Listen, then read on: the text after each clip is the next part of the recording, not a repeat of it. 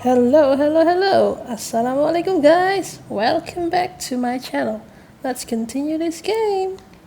On my previous video, Poirot was interpreted Thomas' dream. And now we are expect Thora Grey to visit us. Okay, let's get it on. Mademoiselle, I asked you here in order to answer a very important question.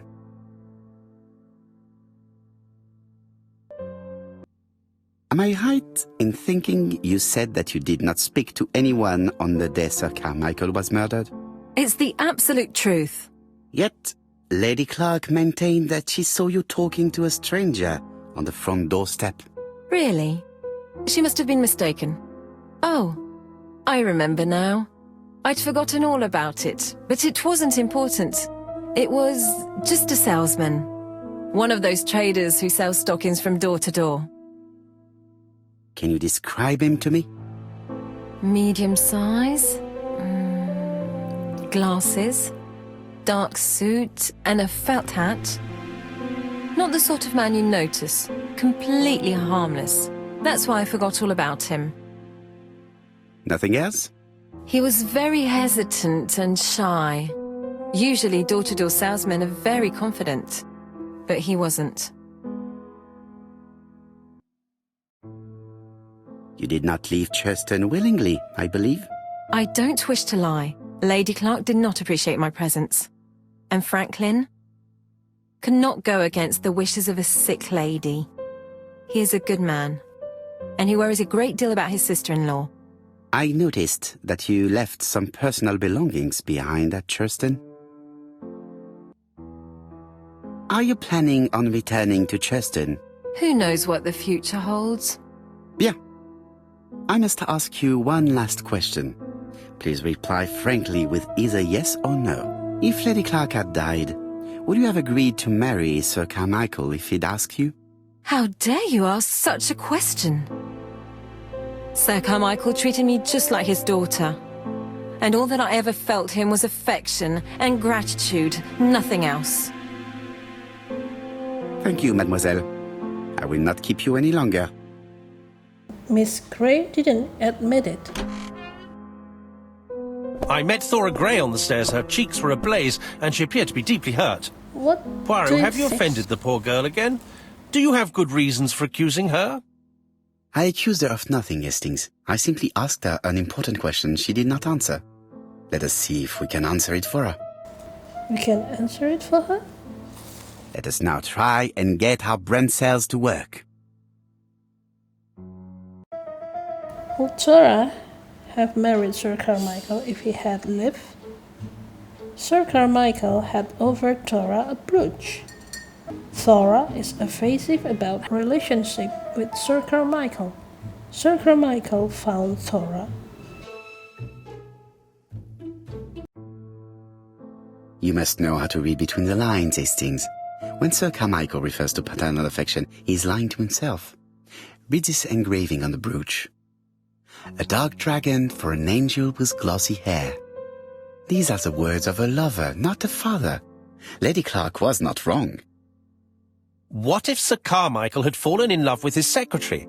That doesn't mean that she forced him to do so. True, there are extenuating circumstances. She is a penniless orphan. But she is calculating. Just look how she avoided it when asked if she would have married Clark. I see. You think she seduced Sir Carmichael for her own gain, and that now she is doing the same with his brother. Poirot, your world is a very dark place.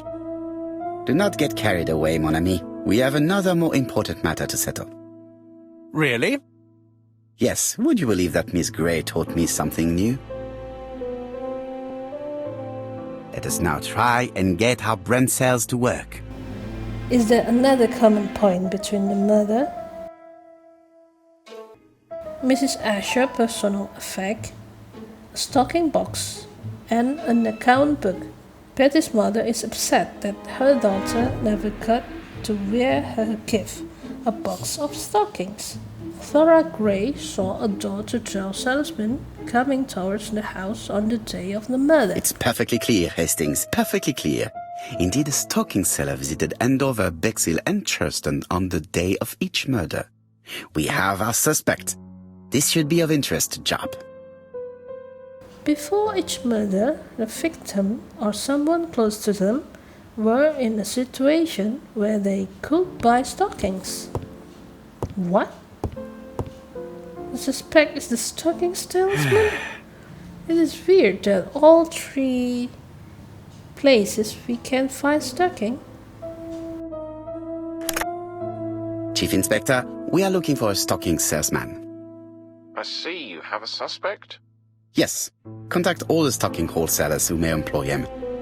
Your suspect is a salesman? No, he does not take orders. He sells door to door. Right. The hunt is on.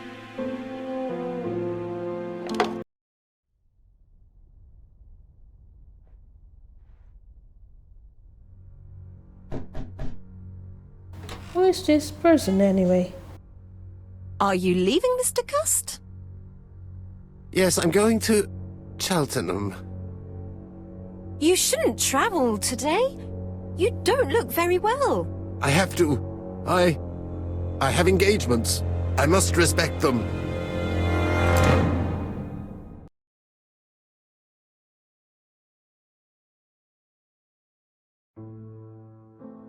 Can you get the post, Hastings? And why don't you go and get it yourself? Très bien. What's going on?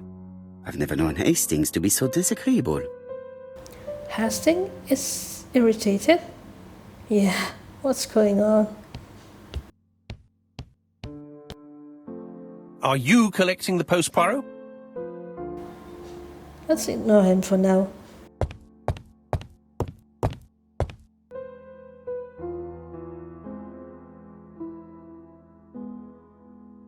Poor Mr. Poirot. I'm quite sorry for you. If at first you don't succeed, try again. We've a long way to go still. Typery? No, that comes later. Letter T. The next little incident will take place in Doncaster on September 11th. So long. ABC. I should compare this letter with the one on my desk which I received earlier to see if it does indeed come from the same person. This killer is crazy. He or she keep wanting to kill people. It's already 3 victims. Right, let us compare this new letter with the second one. I suppose they are the same character that we find on the previous letters.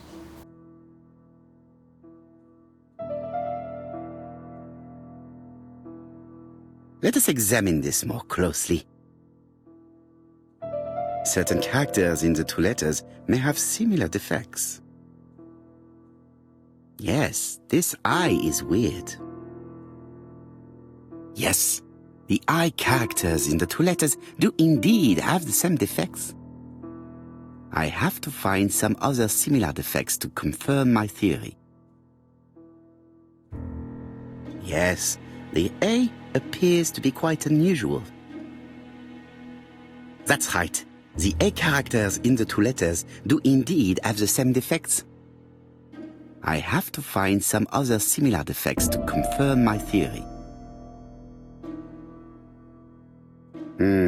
The W is not printed properly.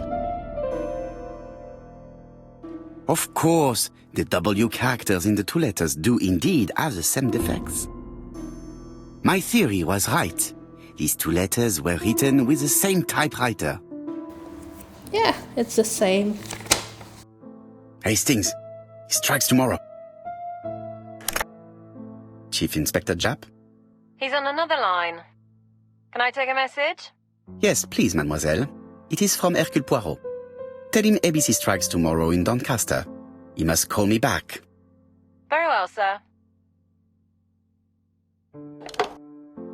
Bien, now I'm going to see what I can find from these burnt documents. I've received the product I need. Hastings, if you do not mind, I would like you to take a few notes. Yes. He is still irritated.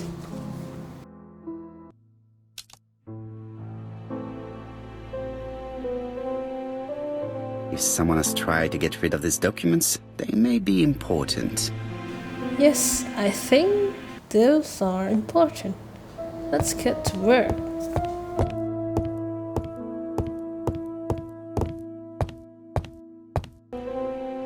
Now, down to work. All of this needs putting in order a little. Okay, let's try.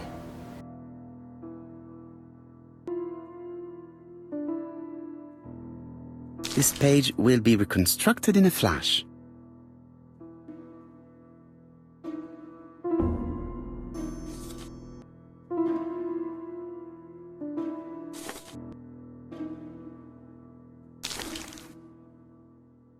This page is finished.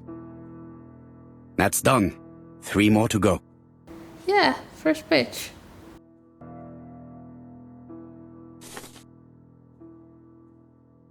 This page is child's play. It's so simple. This does not look too difficult. This page is finished. And that's 2 done. It's easier than I thought. Okay, second page.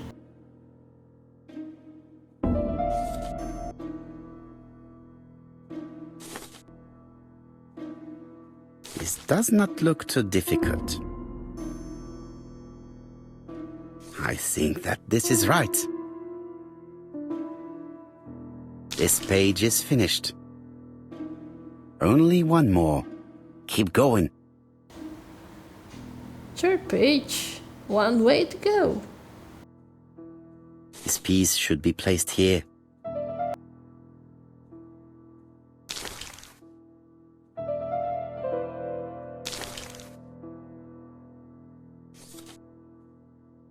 This page is finished.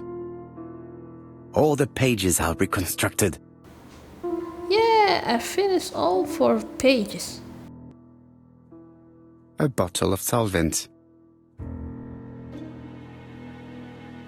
A dry cloth.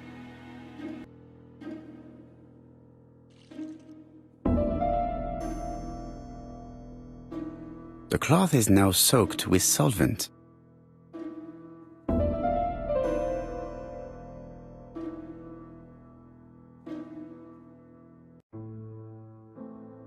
Got it! Make a note, Hastings, make a note. Mrs. Alice Asher, shop owner in Andover. Tracheitis, hemoptysis, prescribed laudanum. I got it. Look, Wow, I can read it. Poirot, where on earth did you find these files? On a fire at the bottom of the garden at campsite. All right, but where did the person who burned them find them? That question I haven't got the answer, Hastings.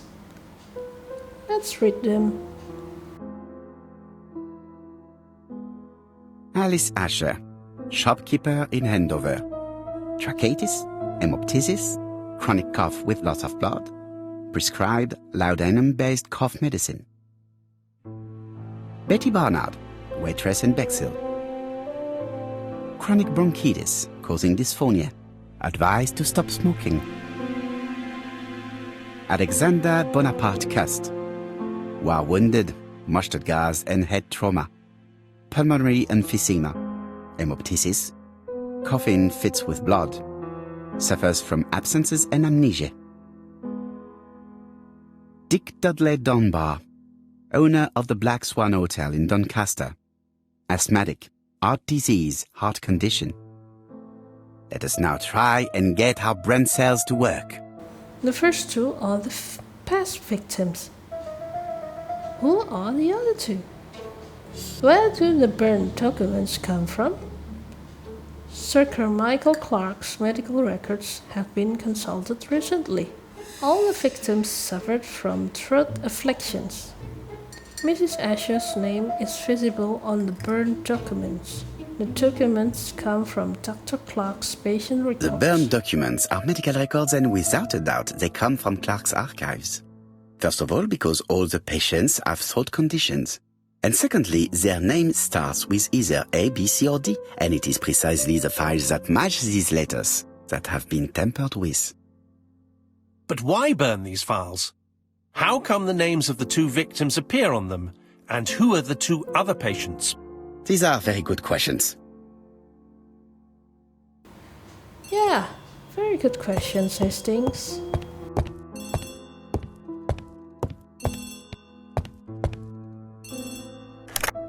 Hello, Poirot? Any news, Chief Inspector? You wanted a stocking seller? We have one. Reported by his landlady who thought he was behaving suspiciously. He has the most unbelievable name. Alexander Bonaparte Cust. Yes, Alexander Bonaparte Cust? How did you guess? Poirot, you have magical powers. It's a serious lead. I called Doncaster. A person matching Cust's description has been seen at the station. He got off the train from London, but after that, nobody knows where he went. Wow, the guy got away. What's next? Well, folks, that's it for today. Inshallah, I'll continue the story next time. Bye for now. Assalamualaikum.